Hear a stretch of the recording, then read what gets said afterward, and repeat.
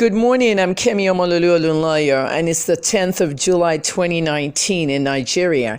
In the last week, I have been investigating the Busola Dakolo story against Pastor Biodun Fatoyinbo, and I hashtagged it IJ standing for Investigative Journalism of COSA, the Commonwealth of Zion Assembly in Abuja, which also has branches in Lagos, Ilorin, and Port Harcourt. Now, a lot of people noticed how celebrities gave the Dakolos support because of Busola's claim of alleged rape. Well, she said the pastor raped her. There's still allegations at this point. Now, many of you are contacting me that the Dakolos are blocking them on their pages. Here's the fact about blocks on social media. I'm a social media giant. I am Africa's first female social media influencer, well, according to Social Media Africa. However, the whole blocking thing on social media is my expertise, and I started National Unblocking Day. If you don't know what that is, it's every year. I chose one day to unblock all your enemies on social media. Anyone is free to block anybody on social media. I generally like to clap back all my haters and trolls, and my clapbacks are very hard. You guys know that. However, when it comes to blocking people, I only like to block trolls who are faceless. If you're going to abuse me, you want to use your real account. You don't want to use an account with one follower, one post, and just be hiding. I don't like fake people, okay? The fear of Kemi is the beginning of wisdom. So if you're under there on a fake account, you're fearful. You're scared of me. And I love that. So I just yanked them. Blocked. Timi Dakolo has been blocking a lot of people who were supporting his wife, and people are complaining. What I want everyone to do is to go to Timi's page, go to Busola's page, tell them to refute the allegations that Kemi is saying. What do you have to say? This is the time when Timi and Busola need to go together on a media platform and speak about Kemi's allegations. Okay? I don't work for nobody. I have never spoken to Biodun Fatoyinbo. Of course, I want to interview him when he decides he's going to do that interview after this case is over. I hope I get the first interview because I'll do a great interview for you. The facts are going to come out. And that can't come out until after he's been vindicated, hopefully. Because if he's convicted and taken to prison, then I might not even get the opportunity to do an interview. But until that time comes, let's focus on today. Everyone should go to the Dakolos page and ask them, what is this woman talking about? All their supporters saying that I'm angry because they didn't grant me an interview. Journalists don't get angry because you didn't grant them an interview. Journalists move on with the facts they have and work with it. I got people in COSA Church, congregation members, speaking to me every minute. I'm piecing together everything they're saying. I'm calling other people. And people are telling me the same stories around it. To everyone that spoke to me in Ilorin, thank you so much. I protect everyone's identity because in journalism, you have to protect the source. Okay? Tunmise Oluyede is not a source. For some people who said I exposed her face, if someone is trying to stay anonymous in a case, that media outlet is supposed to protect their face and their voice. Why Nigeria never protected her voice? Her friends heard her voice. Her friends contacted me and said, this is Tunmise Oluyede, she's our friend, and this is the story about Dubai.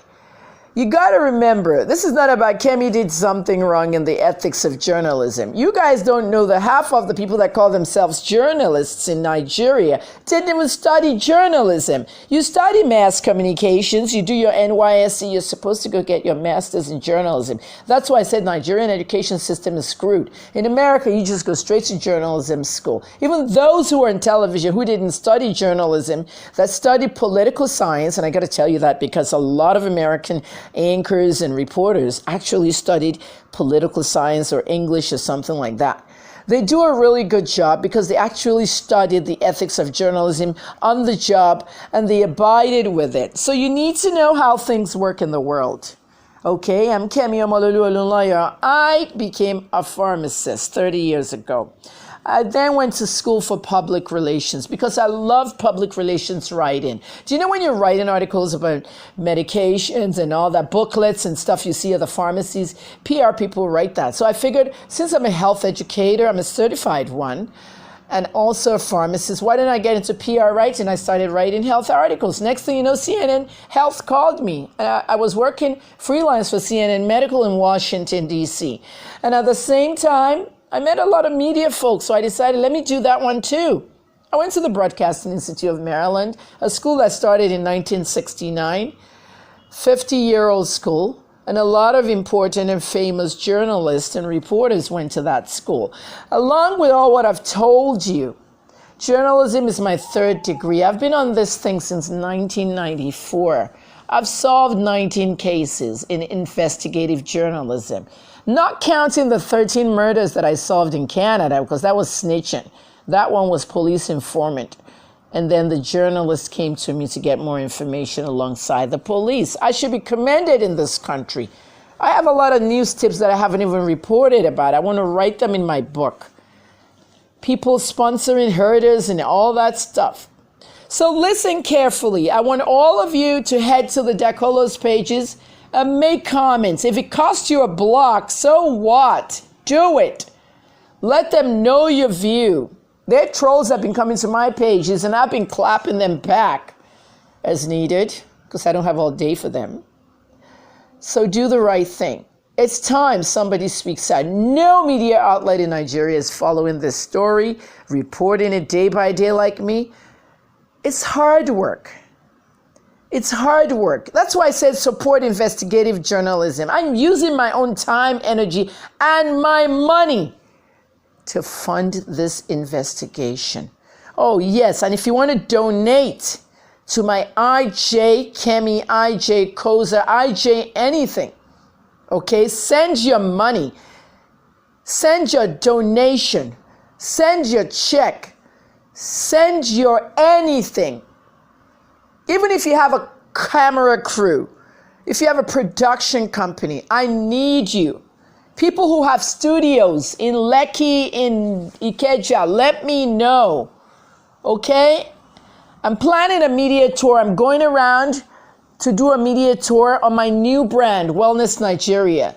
Anything you can volunteer will help me, okay? You guys have my account numbers. I'll give it out. IJ Kemi is 2007, 477 948. 2007 477 948. Donate. I'm the queen of crowdfunding. I'm the queen of fundraisers. This is how America works. The Guardian newspaper in the UK asks for donations from their readers every week. They specifically say they don't get money from big-time businessmen and politicians. When politicians and businessmen and even pastors start sponsoring my work, then you'll say it's biased. Come on, guys. You need money to start something. Chude Jidenowo, the guy that interviewed Busola Dakolo, why Niger? Everyone knows how he started. And then Red Africa, their PR company, Chude got a donation from Ayafayoshe's first administration. And it was reportedly 60 million naira. You know that first Fayoshe administration, the one where Fayoshe was impeached for stealing, for looting, all that stuff?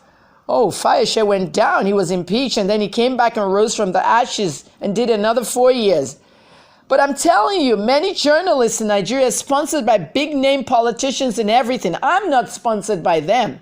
That's how he started his business. It's no secret. Okay? It's been a secret for a long time. So support my work too. By now, Communications should have a studio in Lagos and all the good work of my crew and all that. I'm working alone.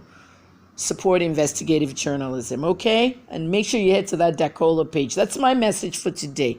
Kemi Olunloyo. 7:45 a.m., July 10th, 2019.